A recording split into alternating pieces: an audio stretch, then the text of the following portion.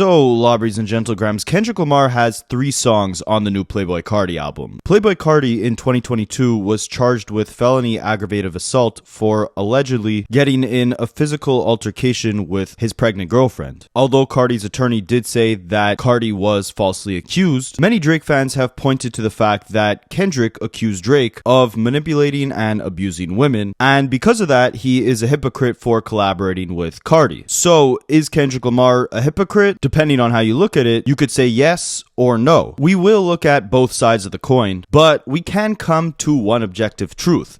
Is it a problem that Kendrick is collaborating with Carti? The answer is objectively no. Why? Because A, Kendrick is not accused of doing these crimes. His collaborators are. And B, in no universe is Kendrick endorsing, encouraging, or downplaying the severity of the crimes that his collaborators are accused of. Obviously, throughout a lot of his music, he shines a light on attempting to avoid these bad behaviors and the constant internal struggle to live on a righteous path. This was one of the core themes of his diss songs against Drake, which is why Drake fans are now using it as a way to paint him as a hypocrite. They're not concerned with the crime, they're concerned with the messenger. But obviously, just like Drake misinterpreting the lyrics of Mother I Sober, the people who are most loud in accusing Kendrick of being a hypocrite have obviously failed to understand or even pay attention to the message in all of Kendrick's music. So that's what this video will aim to do. We'll be going through all of Kendrick's albums, including his actions after the beef, because it all provides some clarity on the question of, is Kendrick wrong or hypocritical for collaborating with Playboi Carti? Now, I gave you the objective answer on whether or not this was a problem, right? Kendrick wasn't accused of these crimes, Kendrick's not encouraging these crimes, so him collaborating with an artist with a quote-unquote weird case, but making music completely unrelated to the horrible actions within that case is not necessarily problematic. But is it hypocritical? Well, depending on your subjective perspective, you could say yes or no. Drake fans will say it's hypocritical for many reasons. Kendrick called Drake out for running to Atlanta for a few dollars. Then he goes on to run to Atlanta to cook up #1 hits with Future in order to diss Drake, and now collaborating with another ATL native, Playboi Carti. In Kendrick's diss songs, he's talking about Drake keeping people in his entourage with weird cases or manipulating and abusing women himself, but now he's collaborating with a rapper who has a weird case himself. They would tell you that the outrage about these issues is fake because he shines lights on it when it benefits himself, using it as a criticism within his diss song, but then turns a blind eye to it when it also benefits himself, ignoring Carti or Future's mistreatment of women in order to cook up a #1 song. Where does Kendrick truly stand on these issues? That's one side of the subjective coin, but then a Kendrick fan will tell you there's a big difference between Drake collaborating with Atlanta artists and Kendrick doing the same. When Kendrick does it, he's not adopting their sound, their lingo, their culture. He's integrating his own artistry into their world. He's not attaching himself to a heritage he's not a part of. Instead, he's collaborating with an artist like Future to shake up the game and cause a ripple effect, which then leads him to drop his most West Coast sounding music ever with Not Like Us or GNX and bring the spotlight back from Atlanta down to his hometown, whereas Drake will use Atlanta sound to simply benefit himself. A Kendrick fan might also tell you there's a massive difference between the accusations Kendrick made about Drake, for example, trafficking or being a PDF, versus domestic abuse. There's much different levels of severity, and most importantly, I believe a Kendrick fan would tell you Kendrick can be inspired by and collaborate with any artist that he feels like for the greater good of hip-hop, because most importantly, he's made it known that he's not your savior. And I think that's the most crucial element to answer the question of, is Kendrick a hypocrite for doing these Carti collaborations? Again, an answer that can very easily be found throughout the subject matter within his music. I think a lot of people who are calling Kendrick a hypocrite will turn to albums like Mr. Morale to point at Kendrick opening up about his flaws and obviously trying to work on them to say that the realizations he might have made in therapy are not necessarily implemented in his actions today. And that album is going to play a very crucial role in answering this question, but before we do that, I think we got to take it all the way back to Good Kid, M.A.A.d City. Good Kid, M.A.A.d City is structured as a cinematic coming-of-age story. Instead of positioning himself as holier than thou, Kendrick invites us into his world a world where every decision is laden with consequence. The album's narrative follows a young Kendrick who is both a product and a critic of his environment, highlighting how systematic forces and familial legacies weigh heavily on his choices. The intro track, Shireen, Master Splinter's daughter, introduces the listener to the temptations and dangers of Kendrick's neighborhood in Compton. He shows how easily it is to get involved in risky behavior, and instead of celebrating crime, the song warns us about how appealing but dangerous that lifestyle can be. Then on B Don't Kill My Vibe, Kendrick explores the tension between authenticity and the pressures of his surroundings. The refrain isn't a boast of superiority, but a plea to maintain his inner peace amid chaos. It shows a young artist who's aware of the seductive nature of street life, its promise of quick rewards and instant recognition, while simultaneously yearning to rise above it without casting judgment on those still caught in its grip. Then Backseat Freestyle is perhaps the most raw depiction of youthful bravado. On the surface, its aggressive tone and boasts of power might seem to celebrate a gangster persona. However, within the album's context, it functions as a counterpoint to Kendrick's internal conflict. The hyperbolic swagger is less of an endorsement of crime rather than a coping mechanism, a way to mask the vulnerability of a kid feeling pressured by the expectations and realities of his environment. Then on Money Trees, Kendrick reflects on the allure of fast money, a theme that resonates deeply within the communities where opportunities are scarce. He examines how the dream of wealth is entangled with the harsh realities of criminal life. By juxtaposing the seductive promise of easy money with the inevitable consequences, Kendrick underscores the tragic trade-offs faced by many young people within his community. Then, on what's arguably the emotional centerpiece of the album, Sing About Me I'm Dying of Thirst, the track dives into the personal cost of living in a cycle of violence and loss. Kendrick adopts multiple voices, narrating the story of friends and acquaintances who fell prey to the system. Here, the album's reflective tone is unmistakable. Rather than preaching moral superiority, Kendrick mourns the lives lost and the paths not taken. It's a poignant reminder that the very choices he wrestled with were the ones that many around him, perhaps even those in his family, had struggled with for generations. He spoke about this song in an interview with Big Boy, saying, "Before I became this person with a mature aspect on life, it was a dark place I came from, a place of negativity, a place of being unruly." And if we look deeper into Kendrick's music, even long before Good Kid, Mad City, you could see that one of the main reasons why Kendrick didn't end up down this path of violence was due to his father's advice and the active role that his father played within his life. On the song Kendrick Lamar, where Kendrick drops the stage name K. and replaces it for his name Kendrick Lamar, he emphasizes, "I'm just a good kid from Compton that wanna rap, weighing my options, pick up a Bible or a strap. I never took a man's life, never sold any crack. All I did was try to keep my city on the map. But this monkey on my back, y'all don't want me to win. I'm trying to follow my dreams. You want me to follow trends. So just to get $1, will I sell my soul? I looked the devil in the eye and I told him hell no." And while early on in his career, he was confident that he could fight off the devilish temptations, his real fame came from the Good Kid, Mad City album, where he opened up about the internal battle of him fighting the temptation of entering down a life of crime and violence. But once that album got him into a position where he was financially secure, had the fame, the acclaim, etc., we'd see on his next album, To Pimp a Butterfly, that the same guy who just a few years prior, before the fame, rapped, "Just to get $1, will I sell my soul? I looked the devil in his eye and told him hell no." That same guy who now had that dollar was making songs like How Much a Dollar Cost and reflecting on the temptations of Lucy, aka Lucifer. So you can see already, before we dive deeper, that there's been this constant battle between right and wrong that stems all the way back to Kendrick's childhood and his upbringing. But before we get deeper into the flaws, inconsistencies, and internal battles later on in his career, I think it's important to emphasize again that the reason Kendrick didn't suffer the same fate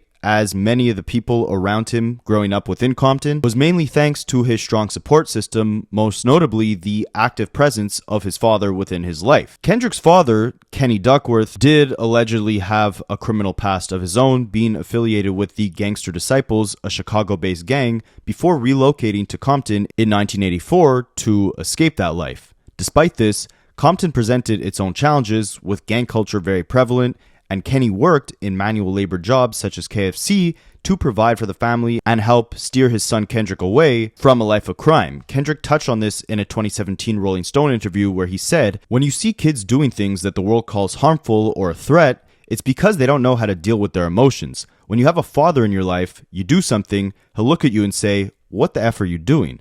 Putting you in your place, making you feel this small. That was a privilege for me. My peers, their mothers and grandmothers may have taught them love and care, but they couldn't teach them that. And just like his father's efforts to break the cycle, those themes are mirrored all throughout Kendrick's music, where he navigates similar temptations but constantly strives for a different path. We see these concepts explored deeper after Good Kid, M.A.A.d City once Kendrick achieves fame and now has the influence to potentially break cycles and make real change within society. To Pimp a Butterfly is a profound exploration of internal struggles, societal pressures, and personal transformation. Throughout the album, Kendrick is constantly delving into themes of self-doubt, temptation, and the complexities of fame, and highlighting his personal journey from despair to self-acceptance. On a song like You, Kendrick is bearing his self-loathing, depression, and feelings of worthlessness, questioning his own value and battling the weight of guilt, especially as he feels pressured by the expectations placed on him by both his community and his success. This raw introspection is then greatly contrasted by the uplifting message of the song I. But in between that, you have songs like How Much a Dollar Cost, where Kendrick is facing his own greed and moral shortcomings, where he's forced to confront how his own selfish desires and materialism might be blinding him to the true cost of his actions. And if you wanted more proof that Kendrick is just like every other human, a walking contradiction, he calls himself on The Black or the Berry the biggest hypocrite of 2015. This self-label isn't about boasting righteousness, it's a raw admission of contradiction. Despite his messages of social uplift and change, he's caught in the very traps that he warns others about. He struggles with the paradox of benefiting from and simultaneously condemning the corrupt systems that lure people with promises of wealth, fame, and power. And throughout the album, you have this figure who Kendrick refers to as Lucy. Lucy is wildly interpreted as a personification of various temptations, whether it's drugs, lust, greed, or the seductive nature of the music industry itself. On a song like For Free, Lucy's voice mocks and tempts Kendrick, representing the allure that could lead him astray. Then, on the interlude For Sale, Lucy offers promises of wealth and pleasure, challenging Kendrick and highlighting the internal tug-of-war between his aspirations and his values. Lucy embodies the negative cycles, self-indulgence, materialism, and moral compromise. And this isn't just within Kendrick, this is what he sees everywhere throughout society.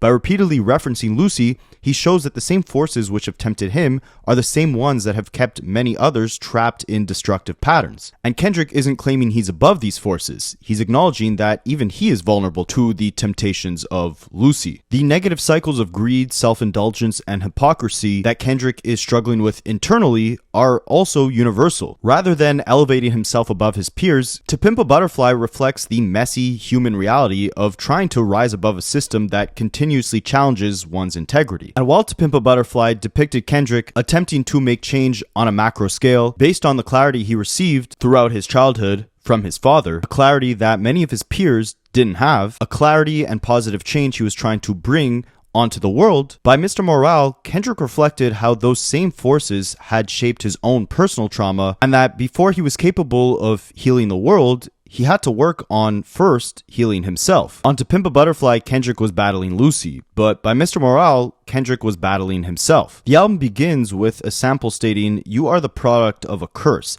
that came from generation to generation, and it's been passed down like a family heirloom, and it's time for you to break the cycle." And throughout his entire career, the only way that Kendrick has known how to break the cycle is through his music. His music was the vehicle that brought him and his family out of their neighborhood in Compton and into a life of financial freedom, while all his music has also depicted his constant battle in attempting to save himself, save his family, and through his reflections and growth, all the trials and tribulations expressed within his music, Kendrick has also hoped to save his fans and his people, helping them overcome racial, generational, and personal trauma through the messaging within his music. This developed into a savior complex, the same reasons why his current actions today are judged as black and white, right or wrong, or righteous or hypocritical. But it was on this very same album where he reflected on his faults, worked on overcoming the destructive behavior that plagued him throughout the years, that made him realize that despite his well-intentions, he can't save the world if he's failed to save himself. He can't break cycles plaguing society before he breaks these cycles of poor behavior within his own home. So Kendrick concludes the album with the outro track Mirror, which is kicked off by Kodak Black saying, "I choose me." We're going to touch on Kodak Black shortly because course, him being used as a centerpiece throughout the album was met with similar criticism to Kendrick's current collaborations with Playboi Carti. But just to dive into the messaging a bit further, the outro of this album plays a crucial role in killing off that savior complex and letting the world, his fans, and everyone know that Kendrick is breaking through that quote-unquote generational curse by stripping himself from that savior role, looking inwards and encouraging his fans to do the same. He starts the song off saying, "The pressure's taking over me, it's beginning to loom. Better if I spare your feelings and tell you the truth.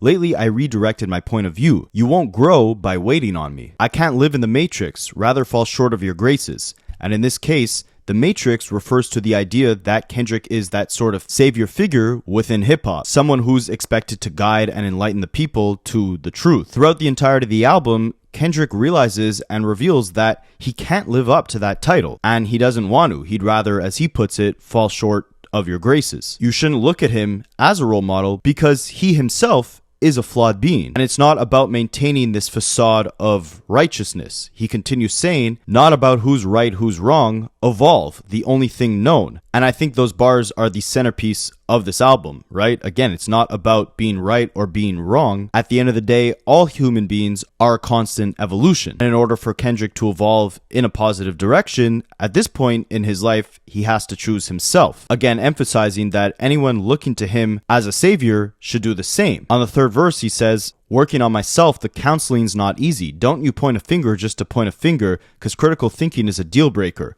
Faith in one man is a sinking ship. Do yourself a favor and get a mirror that mirrors grievance, then point it at me so the reflection can mirror freedom." Emphasizing that he's broke free of the responsibility of being this righteous, perfect figure saving the world, and he found that peace by looking internally and trying to fix himself. He concludes the verse saying, "Maybe it's time to break it off, run away from the culture to follow my heart. Sorry, I didn't save the world, my friend. I was too busy building mine again." And I think a situation that heavily mirrors what we're seeing today was another subject touched on within this song, where Kendrick reflects on the backlash he received from the female rapper No Name for being silent during the George Floyd protests of 2020. It is important to note that Kendrick was out protesting in his hometown of Compton, but again, this was a pivotal point where Kendrick was working on himself, dealing with his vices, trying to evolve, and it was for that reason that he wasn't vocal on social media about these societal issues. This was a pivotal moment in Kendrick stripping that savior complex in order to free himself, and it's on this song that he emphasizes he's not perfect, and for that reason, no one should look at him as the voice of reason. He says, "She told me that she needed me the most. I didn't believe her. She even called me names on the post. The world can see it. Jokes and gaslighting. Mad at me because she didn't get my vote. She say I'm trifling. Disregarding the way that I cope with my own vices." On the intro track, Kendrick professed that he grieves different. And now here on the outro track, he's talking about the world disregarding the way that he copes with his own vices. In this situation, it was him being silent, not necessarily publicizing his activism in the wake of George Floyd's death, but instead protesting with a low profile and reflecting in silence. Two artists who act as centerpieces throughout the album are both Baby Keem and Kodak Black. Baby Keem, being Kendrick's cousin, represents the hope for the next generation, and truly breaking the cycle while still battling the same plagues of temptation and tribulation that Kendrick had to face just years prior. And both Baby Keem and Kodak play two sides of the same coin. They both perform the only two solo interludes on the project, with Keem's interlude reflecting on the struggles and hardships of his childhood, witnessing death amongst the people around him, but overcoming these struggles and not falling victim to the system by maintaining his faith and working hard. Rapping bars like, "Put my heart in the faith, I'm good, love." Or, "These words come of God, you can never out-rap us." Or, "Been down on my luck when I fall, I gotta get back up and ball." Simple, but effective. Meanwhile, Kodak, similar to Keem, faced an upbringing of hardship and worked hard enough to make it out, but not without his fair share of pitfalls. Starting off his interlude rapping, "I learned in trapping in the business, smart people making horrible decisions. I'm not gonna lie, we were poor, a bunch of lost souls in survival mode. It wasn't no way for us unless we found our own, running in stores, kicking in doors, give me my glory. This is the type of stuff we glorify. Everybody gang gang. Most of the people you grew up with are now in the chain gang. Whoever knew that I'd become an effing Kodak? The interlude shows Kodak celebrating the position he's in today, but emphasizing for a while he had to do some terrible things just to survive. This is the plight that plagues everyone within his community, but he was lucky enough to break the cycle. However, this interlude and his entire presence on this album is meant to amplify the point that everybody is a work in progress, and life is a constant battle to evolve from the generational trauma that's been passed down from their ancestry and society as a whole. Kodak emphasizes this with bars like, "All the game came from elders like hand-me-downs, me and my brothers wearing hand-me-downs, now I'm giving back game to the old heads, and the respect comes first, can't be better than the OGs, you gotta get it somewhere. Gotta come from something, God didn't come from nothing, we ain't seen this coming, it's more than a blessing." And I think the two common themes that lie throughout all of these Kendrick projects, all the progress he's made, and where he's at today is that there's two pillars that have fueled him: his art and his ancestry. You're a product of your environment, the values instilled from your parents, the conditions within your neighborhood. All of this plays a role into the ever-evolving person that you are today, and it's a continuous cycle because children will be a reflection of your actions and so on and so forth. But the one thing that has broken the mold, the one thing that has saved Kendrick, that he attempted to save the world with, was the music. That's where he found his peace. That's where he found his financial freedom. That's where he expresses his past traumas and his progress as a human. It's a therapeutic tool. And while Kodak Black has his own fair share of controversies, some which he expressed throughout the Mr. Morale project, and others which are heavily publicized throughout the news, which is why Kendrick received criticism for including Kodak on this project, the main parallel between both the artists and the message that I believe Kendrick was trying to exemplify is that we are all works in progress, and the music, the passion, the creative expression is the tool to unlock the greater potential, to unite, and to evolve. And if you don't embrace the next generation and give them the tools that maybe you weren't provided, how do you expect them to eventually break the cycle? Music has given many artists a second chance and has helped with their redemption. Along with Kodak Black, Kendrick has also worked with other controversial names like Chris Brown, or even much lesser known artists from his hometown like Lefty Gunplay. And when their collaboration came out on GNX, there was even a Reddit post stating, "No criticism for Kendrick Lamar having Lefty Gunplay on his album. I'm sure you've seen the videos of him using the hard ER and wanting to fight a woman. Are the moral complexities not valid for Kendrick? Or is this just the genius in Kendrick for having him on the album? I don't understand how you can make the beef about being a bad person, but then give a quote-unquote bad person a huge platform."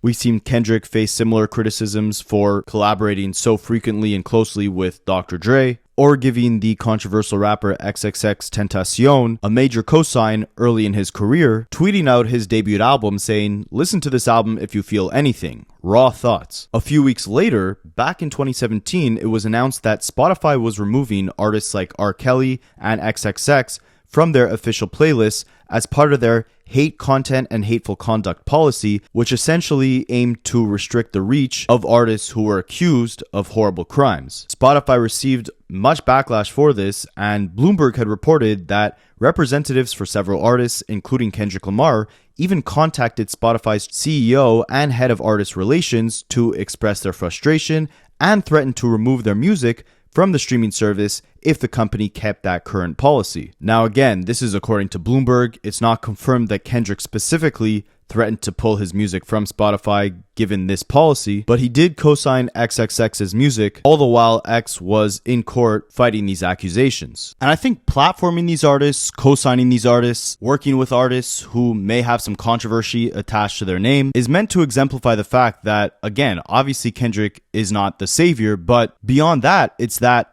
we're all flawed and constant evolutions. As human beings, we're all trapped in our own cycle. But the parallels that Kendrick sees within his own neighborhood, possibly within a Kodak Black, maybe a Lefty Gunplay, maybe all his collaborators, is the fact that music is the vehicle of evolution. Kendrick himself has used music to heal himself and heal others. Coming from a life of hardship, music acts as a positive emotional outlet while simultaneously being a source of income, working both as a tool to help troubled individuals express their pain, but also helping them inherit financial gain and avoiding obtaining wealth through illegal activities, since, again, growing up in some of these harsher conditions, opportunities are very scarce. And I think that's why he fights for an artist like XXX to have their music up. That's why he puts Kodak Black as a centerpiece on his most vulnerable album, where he reflects on being unable to break the generational curse before he heals himself. That's why he embraces the leaders of this new generation, like a Playboi Carti or some lesser known artists within his hometown, Hida J3, Lefty Gunplay, AZ Chucky, just to name a few. They may not have grown up with a positive role model like Kendrick's father was to him, which may have led them down a bad path to escape their poor conditions, but now they have the blessing of having this creative outlet, the music. And if they can't utilize their talents to escape the hardship, if they don't have the opportunity, how are they supposed to evolve? How are they supposed to improve? I don't think this is Kendrick co-signing the bad actions that these people may have taken, but instead using a positive outlet to try to point them in a more positive direction. I don't believe you could call him a hypocrite for this, because he emphasized again on Mr. Morale that he's not the savior. He is a flawed human being like everybody else, but using his platform and his creativity to uplift and unite people who maybe weren't always on as righteous of a path as Kendrick will only help them get one step closer to being in a more positive direction. And no, I'm not saying that him collaborating with Carti is going to have a direct impact on Carti's actions,